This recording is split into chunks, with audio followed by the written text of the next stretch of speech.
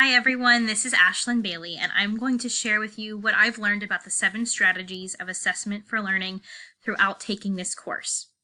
So assessment to me, I feel like has been a huge buzzword in education over the last many years, and I think it's just important to understand why assessment is so crucial to the success of our students in our classrooms.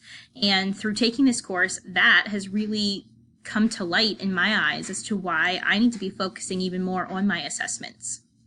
So assessment in general is such a huge process.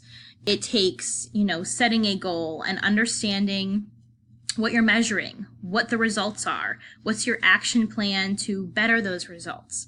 So assessments that we administer to our students really need to be creative and exciting and challenging. They should be motivating for our students. They should want to continue learning after they've been assessed so that they can even further what they know.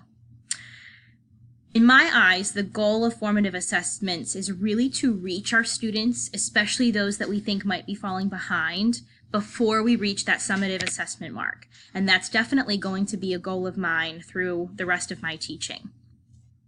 So that very first step in assessment is really making sure that you know what the learning target is and ensure that your students know this as well.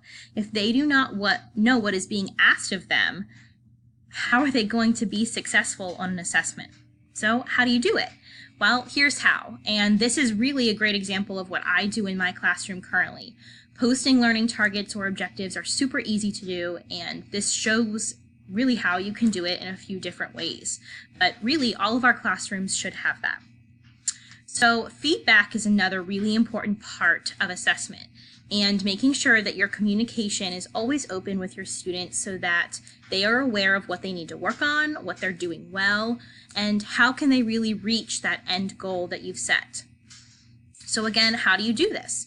Well, we've discussed many different types of formative assessment tools that can be used online, and these are just some of those. And I am really excited to use more of these in my classroom next school year.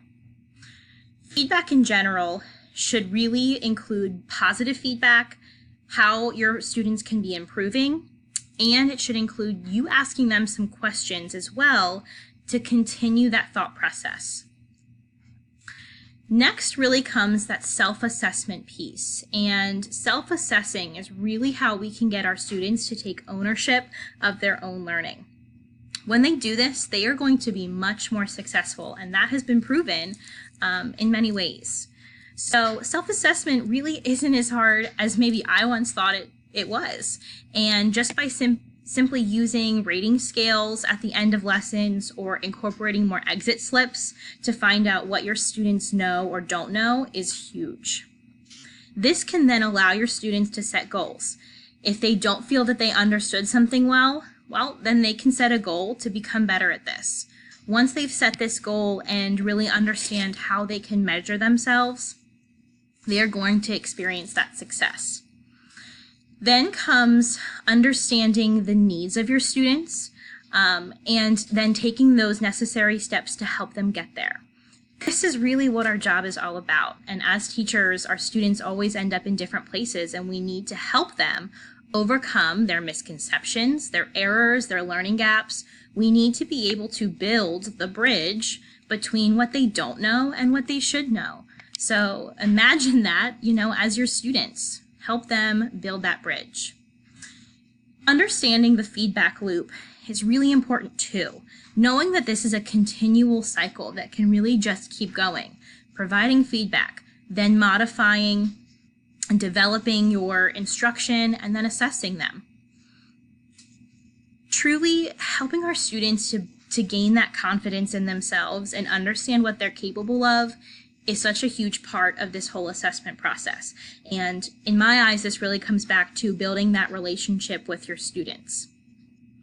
Instructional design takes into consideration those preconceptions and background knowledge, factual knowledge, and the conceptual framework that they have, and understanding that they have this ability to think metacognitively. Once they know that, it's really going to help with that design process.